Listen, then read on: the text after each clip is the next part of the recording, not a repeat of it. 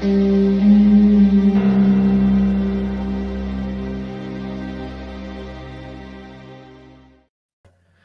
welcome to the Roll Call Podcast, powered by Clovercrest Media Group. I am Joe Aguirre, along with JJ Vargas and Lucas Baldock. Guys, New York Yankees, not a great game yesterday. They are in pretty good shape. However, currently sitting in second place in the American League East. They're 3 games up on the Blue Jays. The Rays clinched first in the division by beating the New York Mets. Yankees still have a chance, though, to advance in the seedings to gain home field advantage in the first round of the playoffs, which would be against the Minnesota Twins. And we certainly want the Twins coming to the Bronx as opposed to the other way around.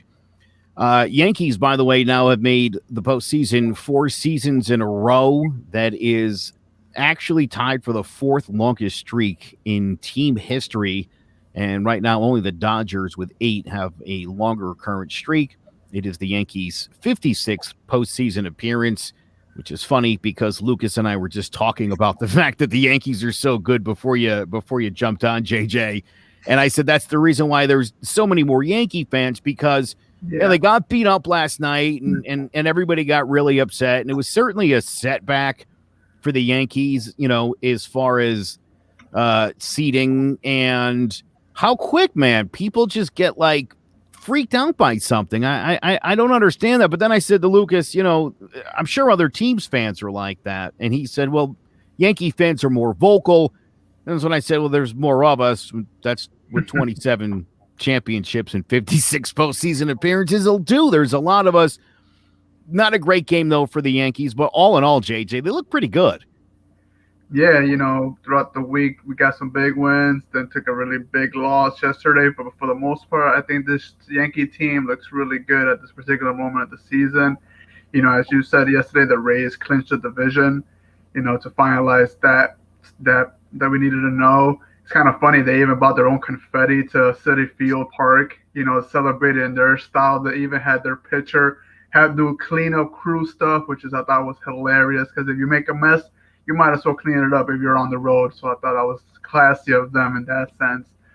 But, the Yankees secured their playoff spot, which is something that we all needed them to do, to at least rest a little easy, because at one point, a couple weeks ago, we weren't very sure about that in itself. So I like where the Yankees are at right now, Lucas, and I think we could be very optimistic ending the month. Yeah, and me and Joe were also talking before we got on here about the starters versus the bullpen for the Yankees, and how it's kind of been the starters who have carried the load and the bullpen's been more of the problem. They've been all right, but they haven't been as stellar as Yankees fans like them to be. So I agree. I think we're in a good spot. I think that I don't think it, Joe showed that comment from Steve Risser. I don't think that it really matters where we play the Twins. I think we get by them no matter what. But I think we're in a good place, and I think we're looking good heading into the postseason. I understand. To your point, I was going to say, to the point about the bullpen, struggling and the starters actually being the stars right now. I think that the bullpen at this particular moment, they're being victims of their own expectations, because they're expected to be so good that when they're not, it's like, whoa, something's wrong. Let's not forget that they are missing Kenley from that lineup, which I think is essential. I think Chapman, the closer, I think he's still trying to get his legs under him. I think that he'll be good come playoff time, but, he was gone for a while due to COVID, and we're not really sure what, having the disease, or the virus, I should say, does to the body. It could show signs afterwards, or it could show none. In the case of DJ LeMahieu, who also had COVID as well, but has played lights out since coming back. But up to you, Joe. So, I understand the overconfidence with the Minnesota Twins. The Twins are a better team than they were a year ago. And, I would just caution Yankee fans. I know I think the Yankees have beat them 13 games in a row or some nonsense, or 13 postseasons, whatever it is, whatever that number is. Again, and this is why I think when you talk about analytics, what you're talking about is what's happened in the past. And I don't think it's good to focus on that because the Yankees have been beating them up since the 2000s. And most of those guys, if not all of them, are gone. So this is a whole new team and a whole new situation. This is a Twins team that hits home runs like the Yankees do.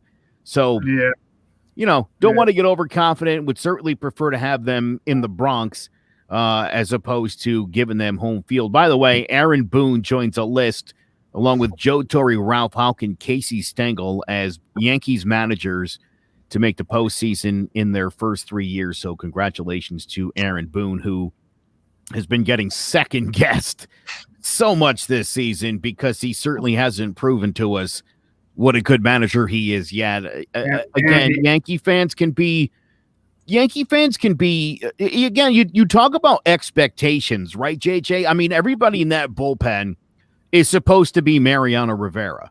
You're supposed to go in, get 3 outs, break a couple bats, and you're done. And when you give up a couple of hits or a run, you're a bum. Send it back down. Send it to the alternate site.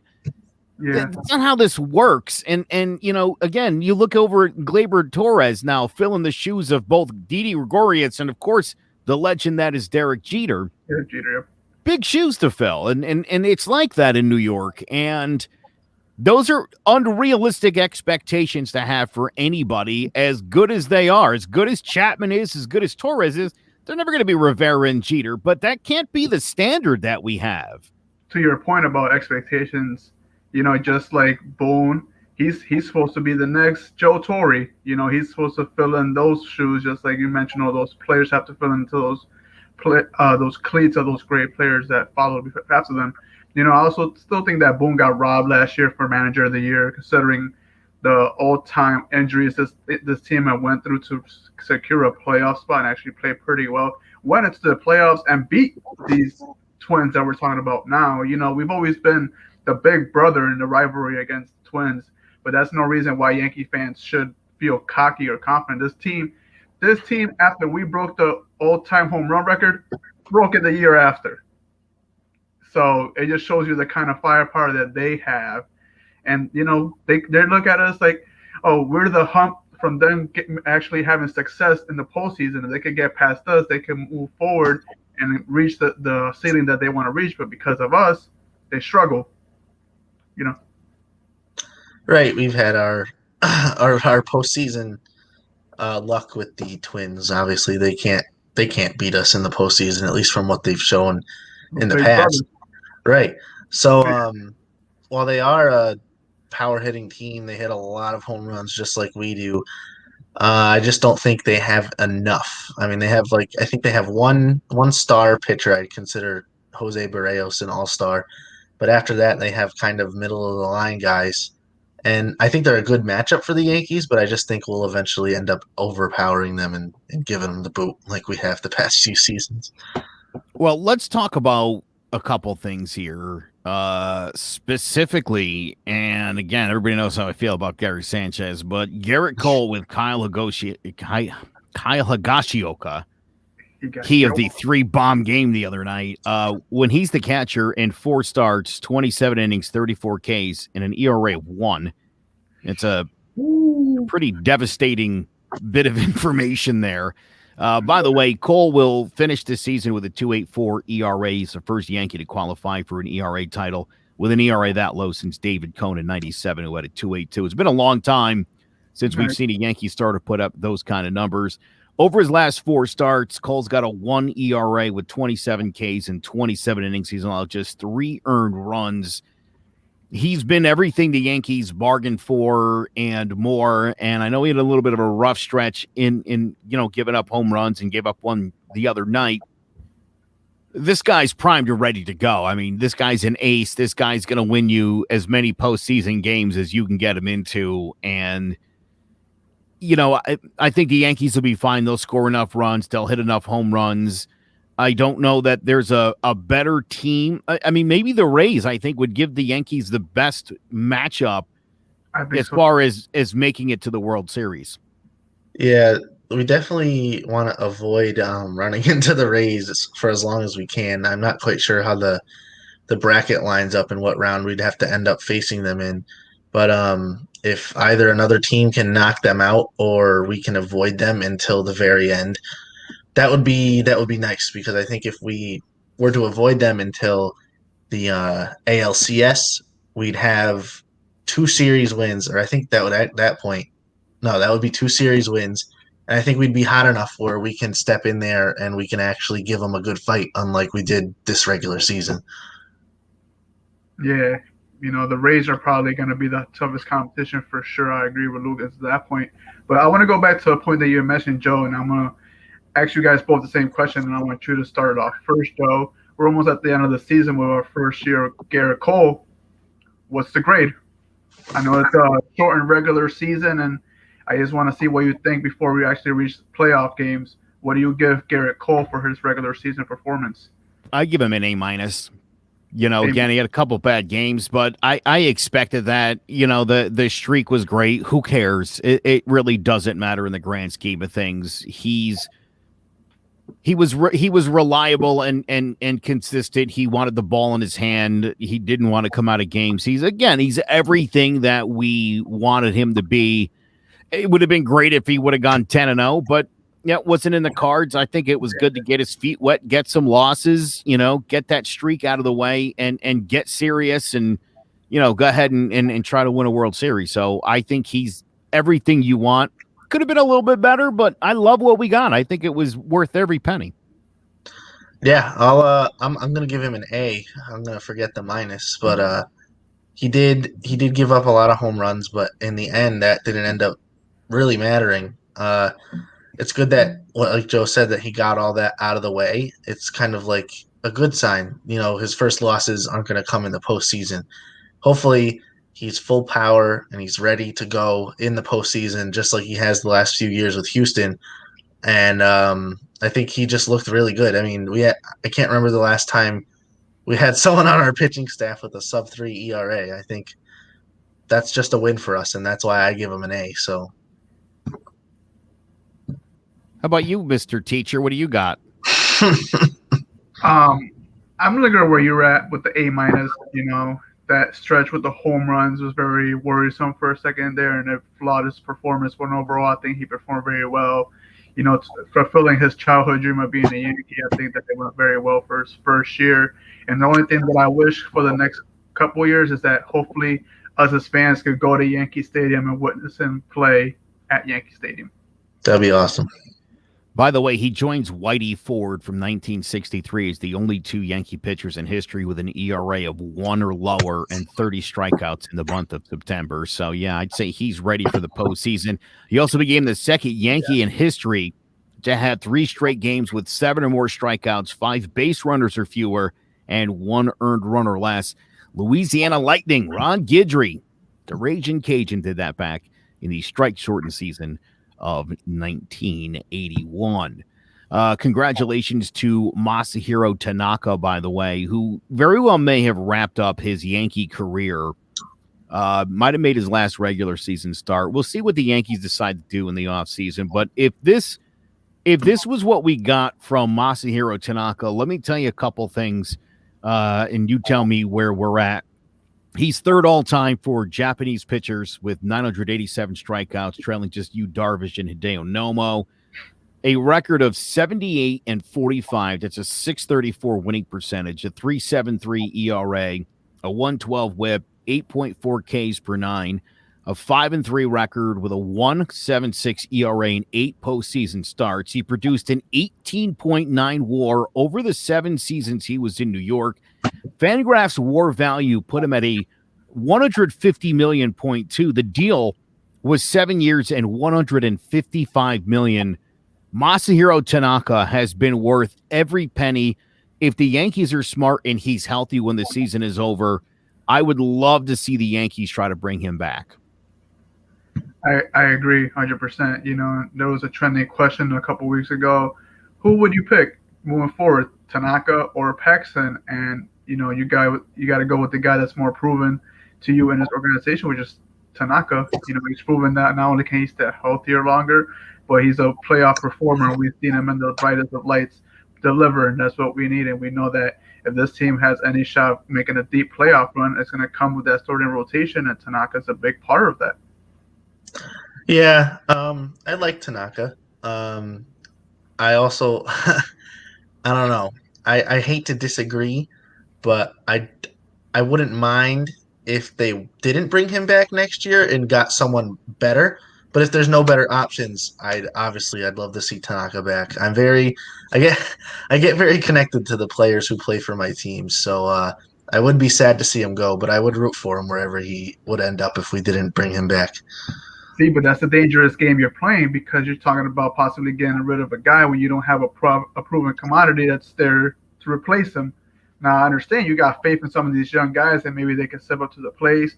Domingo Herman, his status is still unclear. We're not sure if he's going to come back or not. So, you really got to play it the smartest way possible for your franchise because this isn't a 1 year, 2 year thing. This is about, the future of your team as it progresses. Tanaka not only served as a pitcher, but also as a veteran to this team. And, I feel like I grew up watching Tanaka. I love T-Man. I would hate to see him in another jersey. He's become that iconic to the city of New York. But, that's just how I feel like if you're possibly going to move him, you got to have a plan in store because he's arguably the second guy in the starting rotation right now. Yeah, I should have expanded on that. I what I meant was if we brought in like a bona fide ace, like someone like a 1-2 punch with Garrett Cole, that's probably the only reason I'd feel comfortable with Tanaka walking. But other than that, I'd want him back. Yeah, good. All right. I'm glad everyone's on the same page. Hey, you need a little bit of that back and forth. I'll tell you who's probably going to be back next season. And I know earlier this year, everybody would have regretted that, but that's J Happ.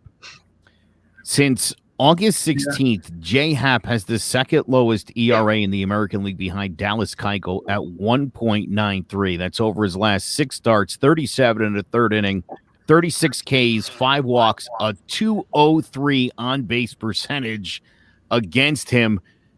J Happ complained that the Yankees weren't using him. He thought it was tied to his player option that kicks in with a certain amount of starts and or innings, which obviously had to be prorated in the case of this COVID shortened season. But as things have worked out for J Happ, he's now easily penciled in behind Tanaka, giving the Yankees going into this postseason a really great 1-2-3 punch. Yeah, I don't think I've ever had a player over the course of a season go from my least favorite Yankee to my most favorite Yankee at least for the pitching staff. J Happ has been rock solid ever since I bashed him on the podcast that one week. So I don't know if he listens or he heard through the air somewhere that I was crapping on him, but he has pitched his ass off. And I mean, kudos to that guy. I think he definitely deserves, whether it's a rotation spot next season or a bullpen spot, he deserves to be on the Yankees next year. Yeah, I'm definitely convinced he heard the show and heard you bash him. He probably went to sleep before bed and talked to his wife about, this guy kind of went hard on me today. I know I've been messing up, but damn, what the hell? But listen, whatever it takes, I say, Right. But on a serious note, Joe, if you would have told me that by the end of the season I'll be a Hap guy or a Paxton guy, I would have told you that you're lying, that the next thing you was going to tell me was that bacon is vegan, because I would have never believed you. I really can't believe the turnaround that Hap really has done in the season. And honestly, as the Yankee fans, we should be thankful because we need this performance from him now and moving forward because, like you said, he's a penciled-in third guy in this rotation that, kind of was a little murky for us for a while. We weren't sure how it was going to look in the long run, and Hap has really solidified himself in that company. Michael King was sent back down to the alternate site. We were all real excited to see what he could do in the major leagues.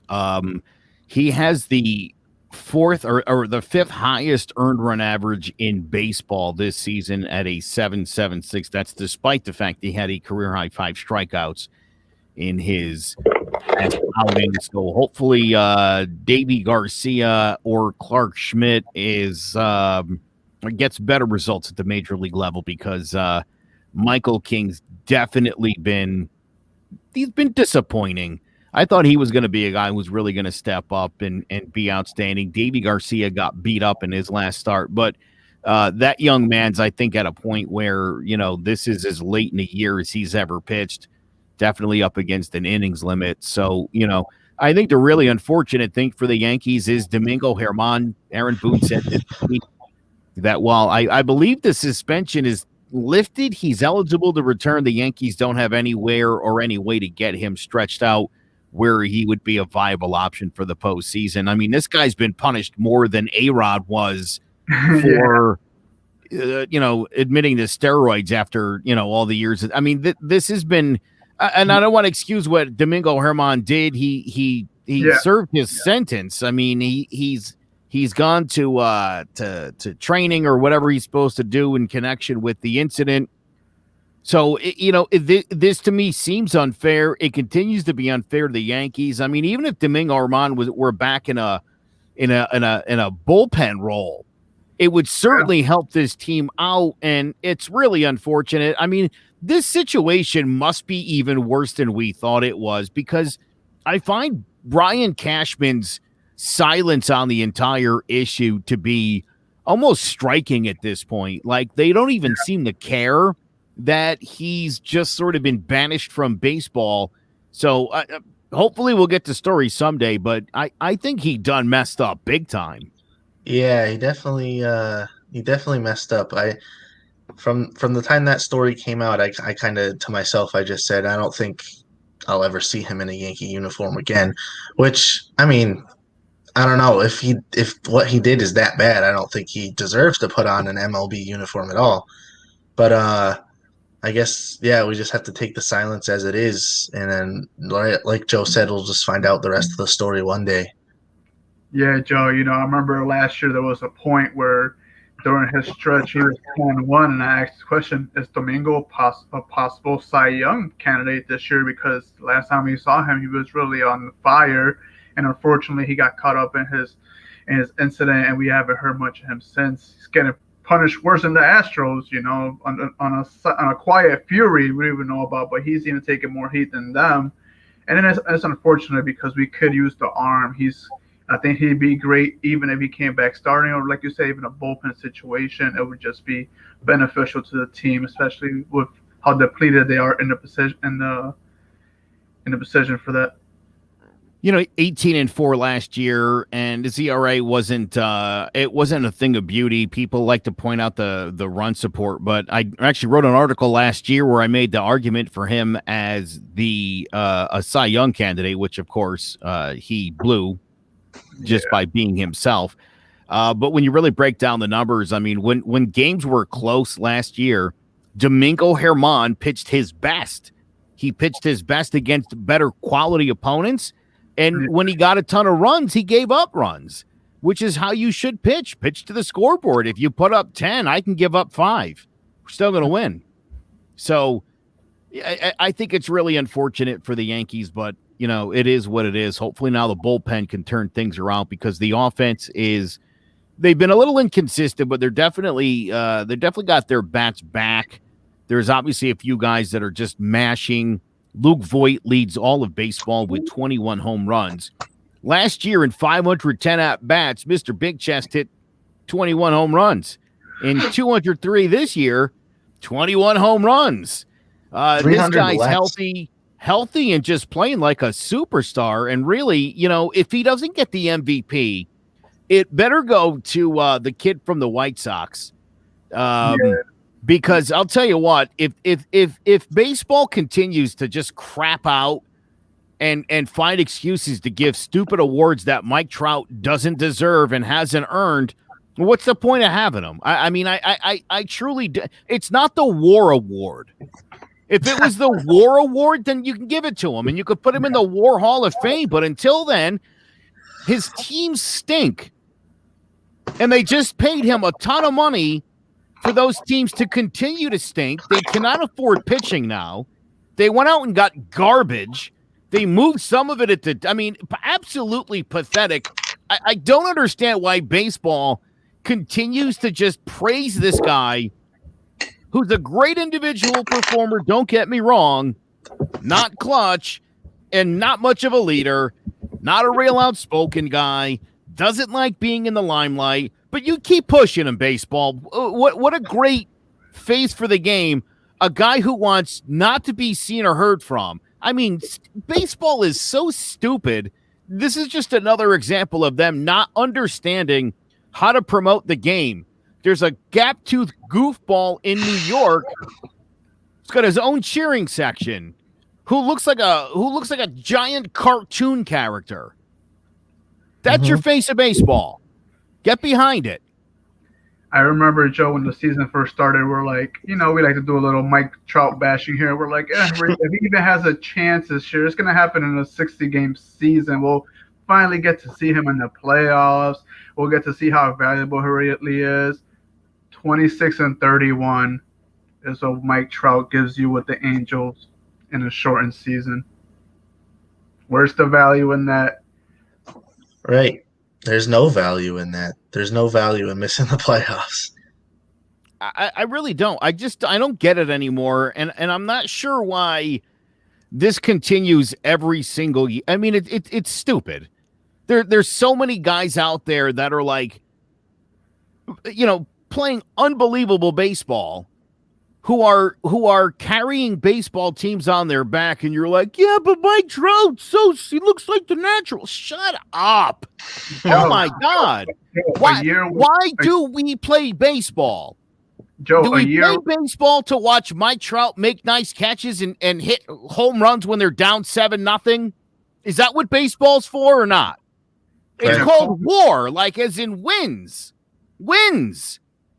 In a COVID season, the runner-up to MVP, DJ LeMahieu, was hitting almost 400. He's a runner-up? Come on, baseball. Get it right. Crazy. Ugh. And it's not even like he's hitting the his big 310, 315 average. Like DJ LeMahieu has a batting average almost 80 points higher than Mike Trout. And that's a lot. You're lucky if you have a batting average when Mike Trout, he's hitting 282. You're lucky if you have a batting average 10 points higher than that. And I hate to be silly, but one guy missed time due to having a baby, and one guy missed time due to having COVID. and is outperforming the other guy. Yeah, I think DJ missed as many games to COVID as he did to having a baby. DJ LeMahieu, by the way, leads baseball with a 360 batting average, a 420 on base percentage, and an OPS of 1.032. The only other Yankees to lead the league in all three of those categories are Babe Ruth in 1926 and Lou Gehrig in 1934. Just to give you an idea of the kind of season that DJ LeMahieu is having. He's also batting .407 in 30 games that start in the evening time. So that'll work out well in the postseason with all those night games. But again, there's so many guys doing so many great things. Gio Urshela, by the way, since the start of last season, has the highest batting average and the highest runs created among all third basemen in baseball. He's on a 12-game hitting streak, just had his second career 4-hit game, still playing killer defense. Gio Urshela, I think, is still probably the underrated guy in this New York Yankees lineup. Not sure why he doesn't get the proper respect. Well, I'll kind of tell you why. When you got names like Judge and Stanton and LeMahieu and Luke Voigt leading the league in home runs, a guy like Gio Urshela making flashy plays and getting 4-hit games, it's not going to get the same kind of attention as those guys. He totally deserves it, but he's not going to get it, unfortunately. Hey, Joe, can you imagine, the guys that have to plan for the Yankees, and they're like, all right, Aaron Judge, Giancarlo Stanton, Gleyber Torres, Gio Urshela, and they just keep going and going and going, and the stress that must build up. Look at the Yankees lineup. You look at 7 and 8 in the lineup are Gary Sanchez and Gio Urshela. Gio Urshela, as I just mentioned, has been the best hitting third baseman over the last 2 seasons. And Gary Sanchez has the most home runs of any catcher over the last 5 seasons.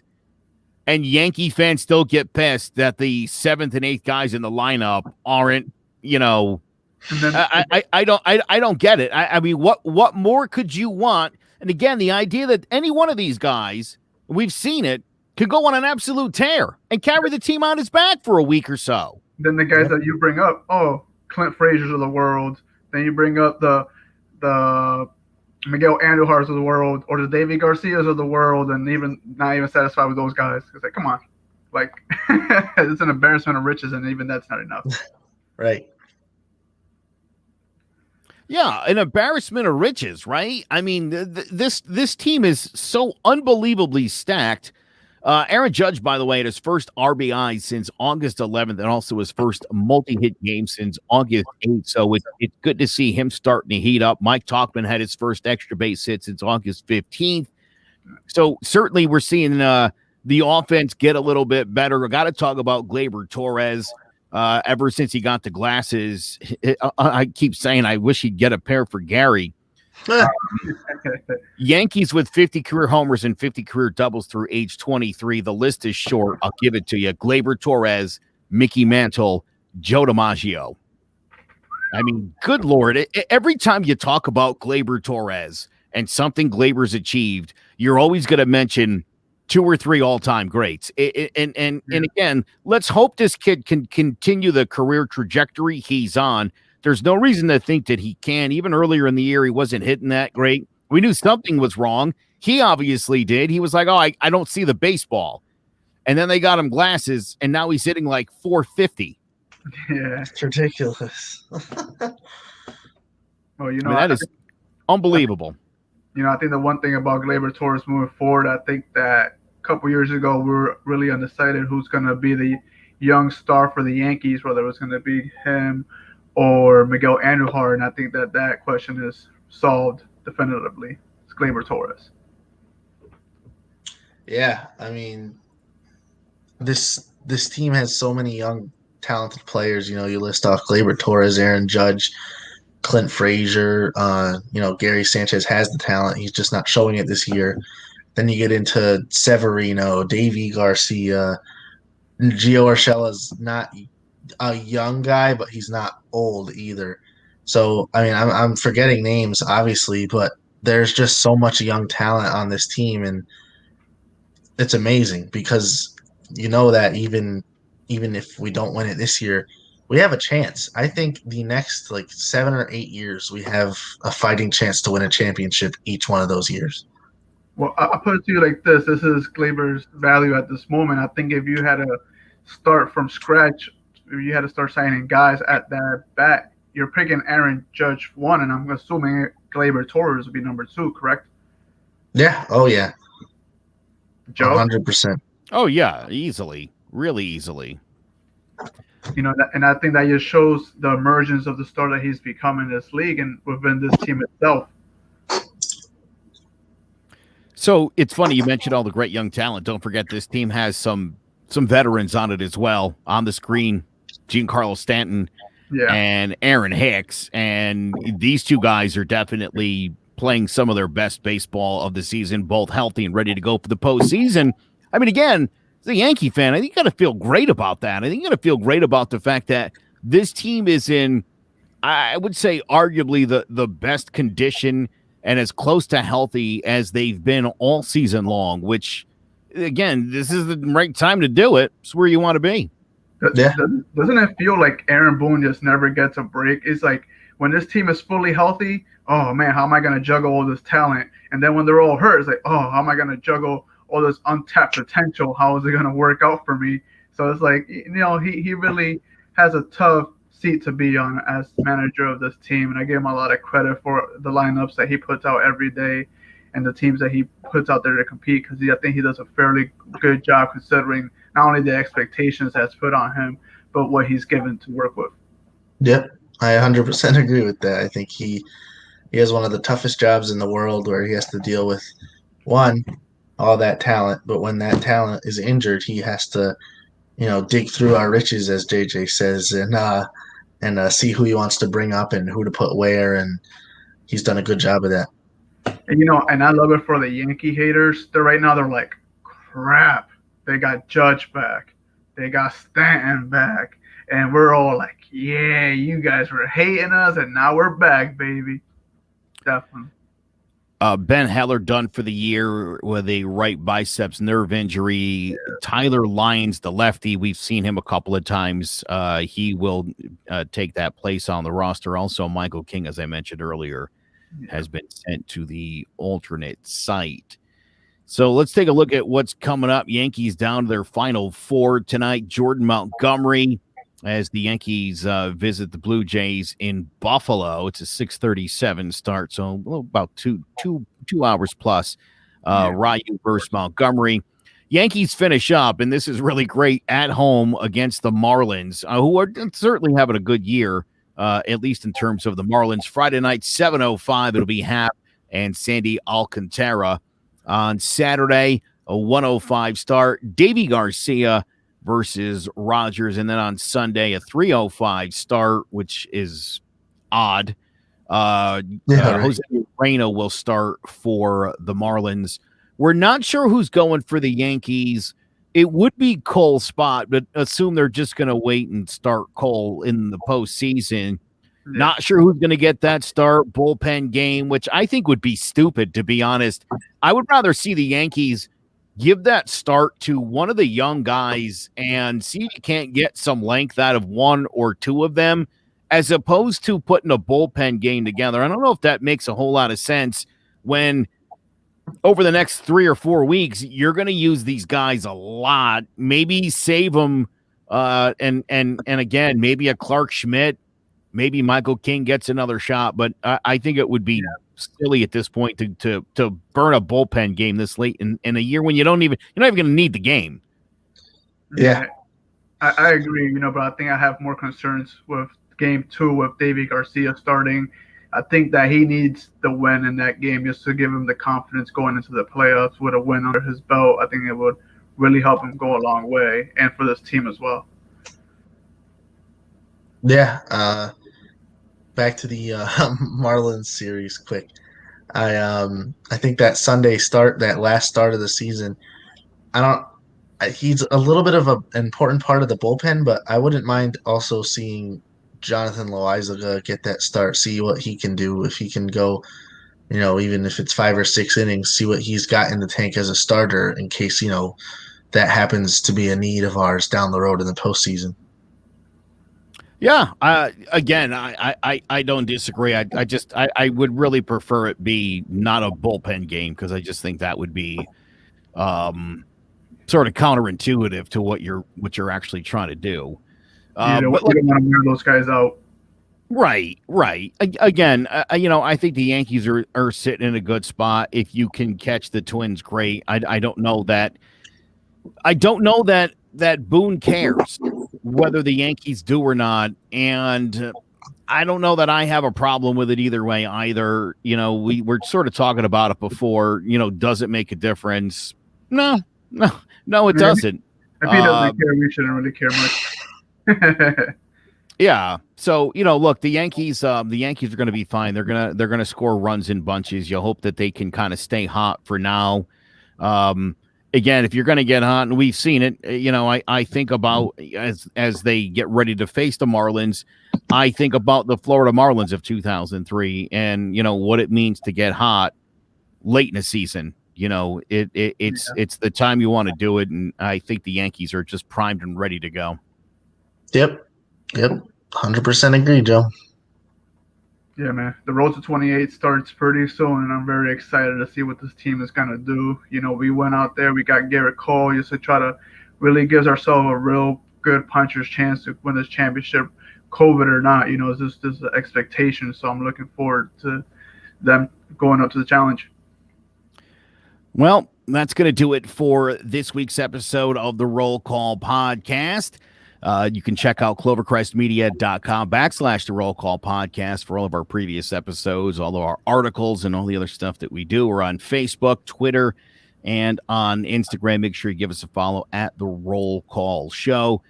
And if you want to start your own podcast, or if you want tons of great podcasts to choose from, sports, true crime, relationships, we've got a little bit of everything. clovercrestmedia.com. You can join the network for as low as $15 a month if you play your cards right. clovercrestmedia.com to find out more. For JJ Vargas and Lucas Balduck, I am Joe Aguirre. Thank you so much for checking out the Roll Call Podcast.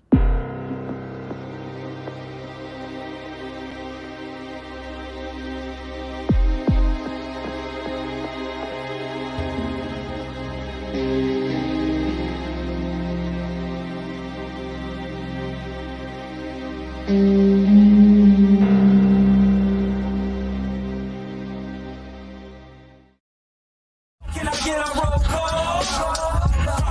Let's get it on. Hit the field, let's play ball. Go home, we stand tall. Oh yeah, we back. Oh yeah, we back. 2020 division, Yanks back on the train track. Had to let the chances go, but we welcome it, Garrett Cole. Judge back with the guy, we're bringing Giancarlo up on these corners. Look at the information they gonna K-back awesome. Boy in the shell, they on the corners with your wrestler man. You seeing Chesto play too. Severino in rotation, Paxton throwing K's too. Fully loaded, we got the air leads wide open. One game at a time, we stay focused. Bronx Bombers on a mission. World Series chasing, taking the division. No time for wasting. Again, first placing.